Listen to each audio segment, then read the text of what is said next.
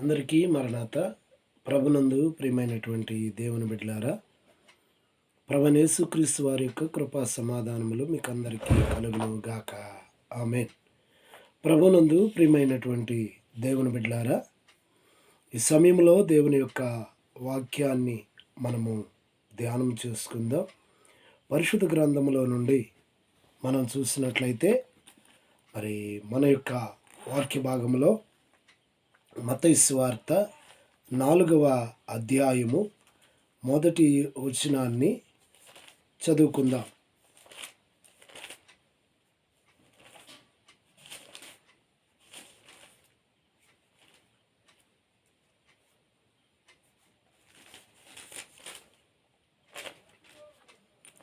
అప్పుడు యేసు అపవాది చేత శోధింపబడుటకు ఆత్మ వలన అరణ్యమునకు కొనిపోబడెను. 40 దినములు 40 రాత్రులు ఉపవాసముండిన పిమ్మట ఆయన ఆకలిగొనగా ఆ శోధకుడు ఆయన యొద్దకు వచ్చి, నీవు దేవుని కుమారుడు అయితే ఈ రాళ్ళు రొట్టెలగునట్లు ఆజ్ఞాపించుమనెను. ప్రభునందు ప్రియమైనటువంటి దేవుని బిడ్డలారా, ఈ చదవబడిన వాక్య భాగాన్ని మనము ధ్యానం చేసుకుంటే, యేసు ప్రభువారు ఆయన 40 దినములు దివారాత్రులు కూడా ఉపవాసం ఉన్నట్లుగా మనము చూస్తూ ఉన్నాం. ప్రియులారా గమనించండి, అప్పుడు అనే మాట మనం చూస్తున్నాం. ఎప్పుడు అనగా ప్రియులారా, ఆయన సిలువ మోయడానికి ముందు, శ్రమ పడడానికి ముందు, కిరీటము ధరించడానికి ముందు, ప్రియులారా అలాగుననే నిందలు అనుభవించడానికి ముందు ఆయన చేసిన పనేమిటి అంటే, ప్రభునందు ప్రియమైన దేవుని బిడ్డలారా, ఉపవాసం ఉన్నవారై ఉన్నారు. ఈ రోజున దేవుని యొక్క మాటలు వినుచున్నటువంటి వారలరా, యేసు ప్రభువారు 40 దినములు ఉపవాసములుండుట ద్వారా సర్వమానవాళికి ఎన్నో ఉపయోగాలు కలిగి ఉన్నాయి. వాటిలో మచ్చుకు కొన్నిటిని మనం జ్ఞాపకం చేసుకున్నట్లయితే, ప్రభునందు ప్రియమైన దేవుని బిడ్డలారా, మొట్టమొదటిగా మనము చూస్తాం, 40 దినములు ప్రతి కుటుంబంలో సమాధానమును అనుగ్రహించడానికి ఆయన సమాధానము చెప్పగలిగి ఉండి కూడా సమాధానము లేనివానిగా మన నిమిత్తమై ఆయన సిలువ వేయబడ్డారు. మన నిమిత్తమై ఆయన అంటగొట్టబడ్డారు. యెషయా ప్రవక్త అంటారు, 53వ అధ్యాయము యెషయా గ్రంథంలో 5వ వచనములో మనము చూసినట్లయితే అక్కడ ఓ చక్కటి మాట వ్రాయబడింది. అదేమిటంటే, ప్రియులరా, మన సమాధానార్థమైన శిక్ష అతని మీద పడెను. కాబట్టి ప్రతి మానవుని యొక్క కుటుంబంలో కానీ, పనుల్లో కానీ, ఎక్కడైనా కానీ సమాధానము కలుగు చేయడానికి ఆయన ప్రియులరా 40 దినములు ఉపవాసమున్న వారై ఉన్నారు.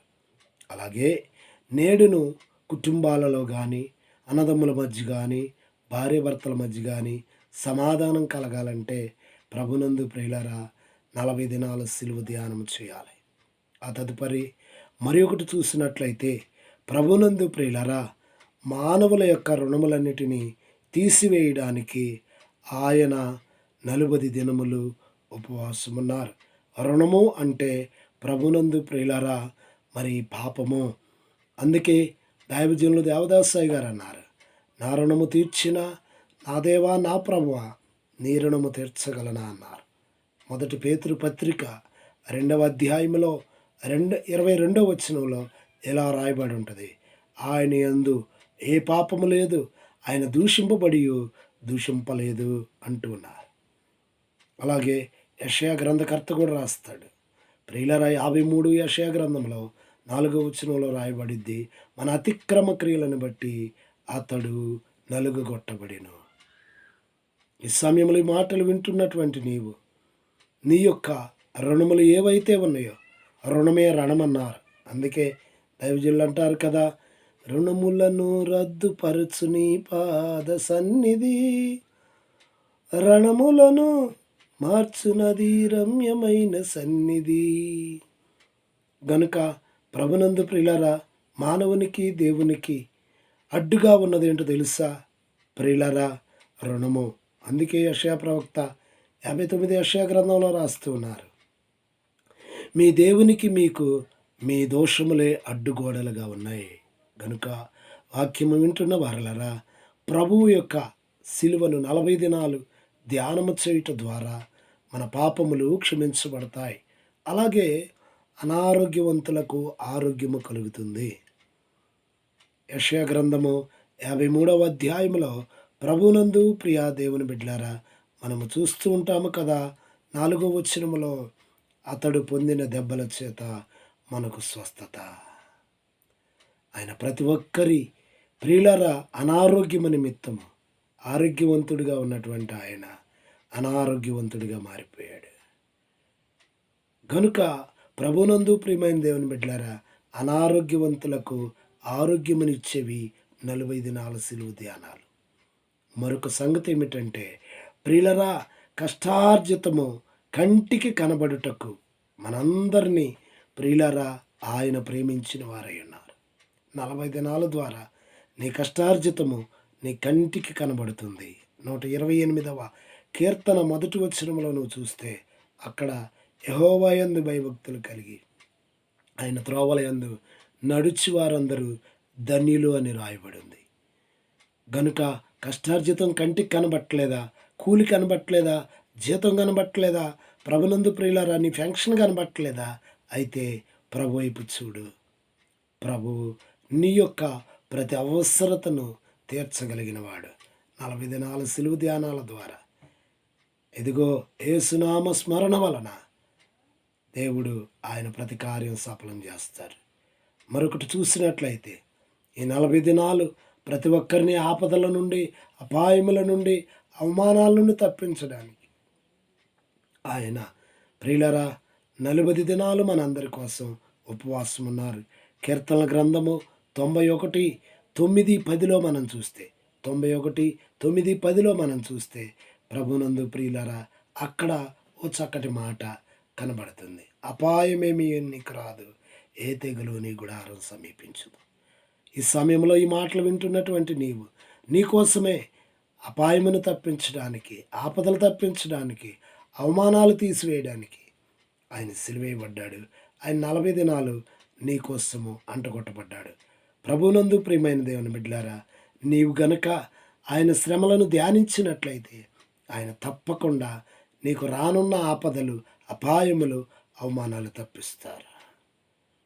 మరి ఒకటి మనం చూసినట్లయితే దేవునికి సమీపస్థులగుటకు అనగా తండ్రికి సమీపస్థులగుటకు ప్రియులర 40 దినాలు సిలువ ధ్యానాలు. మత్తయి సువార్త 26వ అధ్యాయము 38-39లో మనం చూస్తే 26:38-39లో చూస్తే యేసు ప్రభువారు గెత్సేమనే తోటలోనికి వెళ్ళి ఆయన తన శిష్యుల వెంట పెట్టుకొని వెళ్ళి అంటూ ఉన్నారు కదా, తండ్రి నీ చిత్తమైతే ఈ గిన్నె నా యొద్ద నుండి తొలగిపోనమ్మా. అంటే ప్రభునందు ప్రియులారా తండ్రికి సమీపముగా చేయునది 40 దినాలు. గనుక ప్రభునందు ప్రియమైన దేవుని బిడ్డలారా, దేవునికి దగ్గరగా మనం చేరిపోవాలి అంటే మనం చేయవలసింది ఏమిటి అంటే ప్రభునందు ప్రియమైన వారలారా ఉపవాసమే ఆయనతో సహవాసం. మరొక మాట, ప్రభునందు ప్రియులారా మనమందరము ఆయన రాజ్యములో చేర్చబడతాం. లూకాసు వార్త 23వ అధ్యాయంలో 41వ వచనంలో చూస్తే యేసు ప్రభువారితో పాటు 2 నేరస్తులను సిలువేశారు. సిలువ వేయబడినటువంటి వీరు ప్రభునందు ప్రియులారా, ఒకరైతే నువ్వు దేవుని కుమారుడు అయితే నీవు రక్షించుకొని మమ్మల్ని రక్షించన్నారు. మరొకరైతే ఏమంటున్నారంటే ఇదిగో యేసు నీ రాజ్యములోనికి వచ్చినప్పుడు నన్ను జ్ఞాపకం చేసుకోమన్నారు. కనుక ఈ 40 దినాలు ప్రభునందు ప్రియులారా ప్రభు ఆయన రాజ్యములోనికి మనల్ని చేర్చడానికి ఆయన మనందరి కొరకు ప్రియులారా ఉపవాసం ఉన్నారు.